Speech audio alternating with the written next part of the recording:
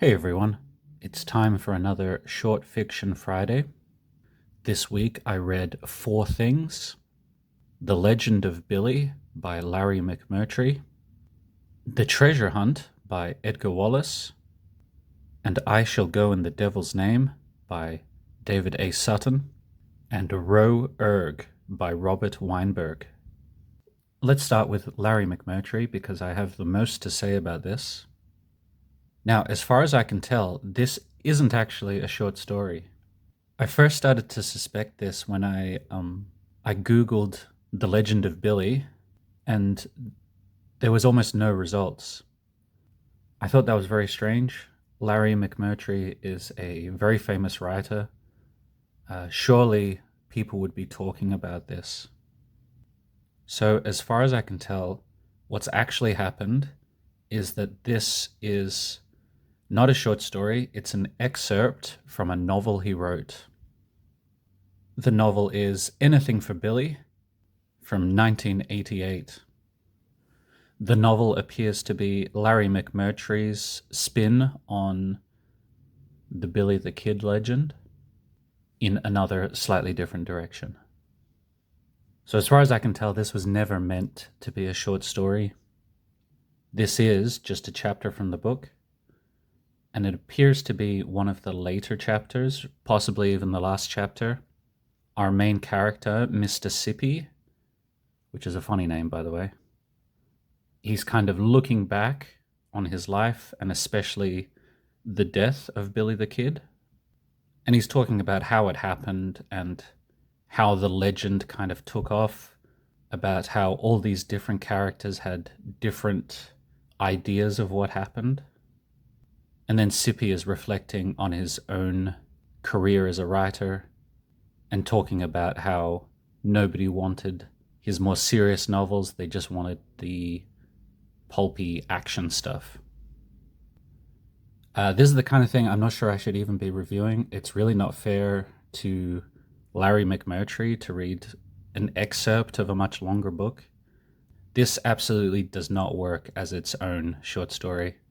There's all these characters that it's kind of assumed that you know. And of course, I didn't know any of them. The only part that kind of worked as its own thing was his reflections on his career as a writer. Yeah, nothing else worked. It is just reading an excerpt of something that you have no idea what it is. Now, this is the first Larry McMurtry thing I've ever read. Kind of a bad introduction. Obviously, I'm willing to read more. I do just want to get footage of this. So if anyone has the book Anything for Billy, could you tell me if this is the start of the last chapter or towards the end of the book?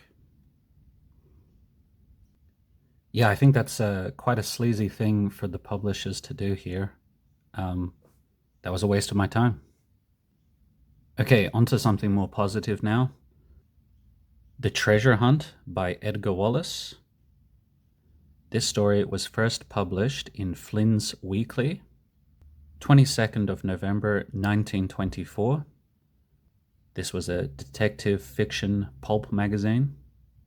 Now, this story was also confusing at first, but it all came together in the end. It wrapped up really well. Our main character is J.G. Reader, who's a police detective, and there's essentially two storylines happening at the same time. Reader is investigating Sir James Tithermite, who is possibly suspected of killing his wife. She supposedly disappeared during a sailing trip, so some sort of boating accident. So of course, Tithermite is the main suspect. At the same time, and very much separately to start with, there's another character, Lou Cole, who has a grudge against Reader, vows revenge on him, and also suspects that J.G. Reader has some sort of buried treasure or amassed fortune that Lou Cole wants to find and steal. Right, and that'll be part of his revenge, stealing this fortune. Now, that all sounds very convoluted, and it kind of is, but it all comes together in a really clever way towards the end.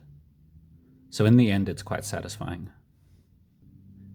My main criticism of this, if anything, is that for such an involved plot, this feels a little bit too short. Instead of a 20-page story, this could have easily been a 50-page story or a 100 pages. You could expand it to a much longer piece if you wanted to. But then I guess that's the appeal of a lot of this pulp fiction, right? That it's so snappy and quick. Anyway, yeah, this was quite good. Happy to read some more Edgar Wallace when I get to it. Okay, the next thing I read was David A. Sutton's short story, And I Shall Go in the Devil's Name.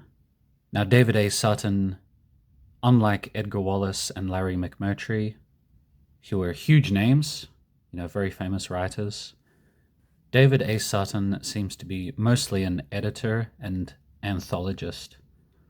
So in the same way that, this is edited by Stephen Jones, David A. Sutton would mostly edit these kinds of collections.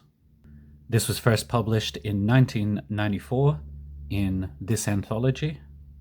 The plot is about Samantha and Damon, who are a bickering couple on holiday. The story mostly follows Samantha, who's a bit fed up with Damon. Okay, so Damon's quite a lazy, obnoxious boyfriend. And of course we know that one of these characters has to be a werewolf. And essentially the werewolf part of this story is kind of an extended metaphor for change and a breakup and accepting, kind of moving on. The story was fine, it was okay. I would say Sutton lays it on a little bit thick. The metaphor aspect of this story was made very, very obvious. Damon as a character, the obnoxiousness is really heightened. And I would say just generally it's written a little bit awkwardly. But it was totally fine. All right, moving on to the last story that I read this week. It was Weinberg, written by Robert Weinberg. Robert Weinberg is another author that I hadn't heard of previously. Sounds like he had kind of various jobs: writer, editor, comic book writer. Weinberg tells the story of Ronald Rosenberg, who's kind of frustrated with his life a little bit. He gets a letter from a credit card company. It's addressed to Weinberg, which is, of course, a name that doesn't exist. There's been some sort of computer glitch or error.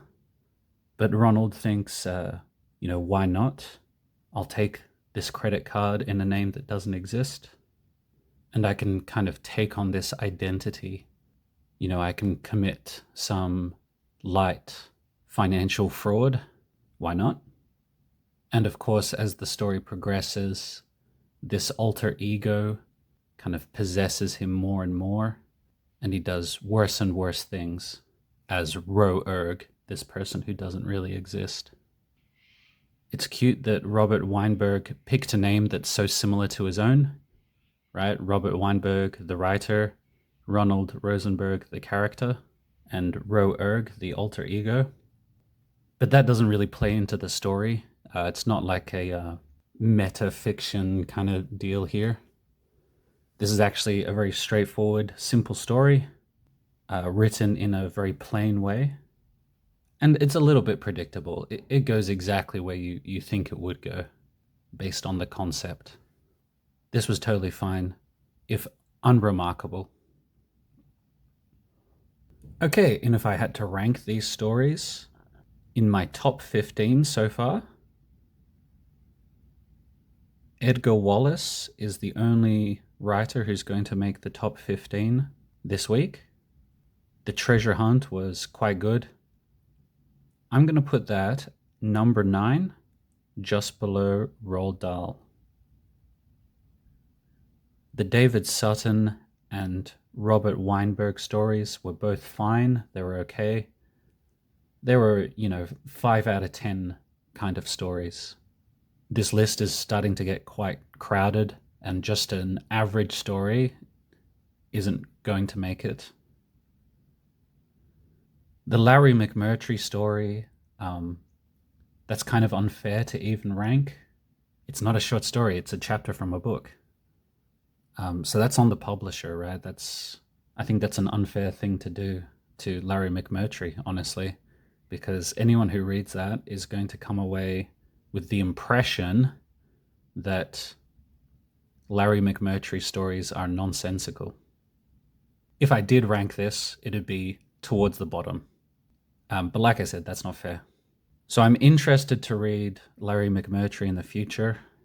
I would like to read an actual short story by him, or maybe just a short novel. All right, let's pick the short stories for next week. The way this works is very simple. This is book 1 through to this is book 6. The 6-sided die will pick the book. The 12-sided die will select the story within the book. Okay, first roll.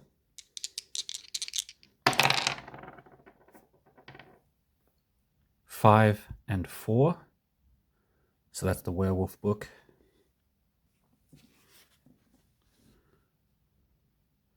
One, 2, 3, 4.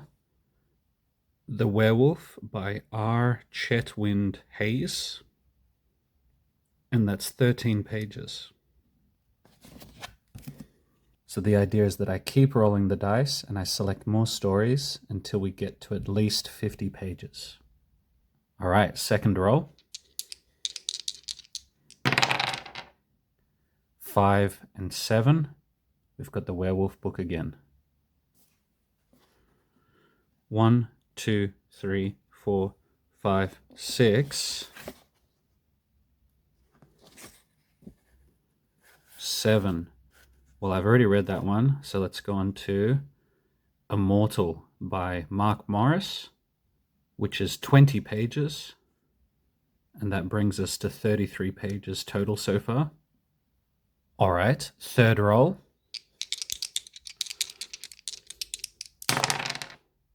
4 and 12. We got the body horror book.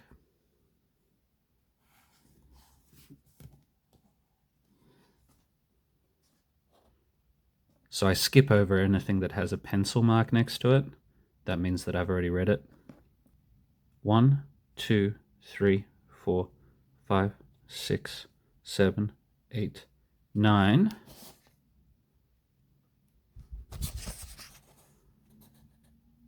10, 11, 12. Changes by Neil Gaiman, and that's 10 pages. All right, we're up to 43 pages so far. Let's pick a fourth story.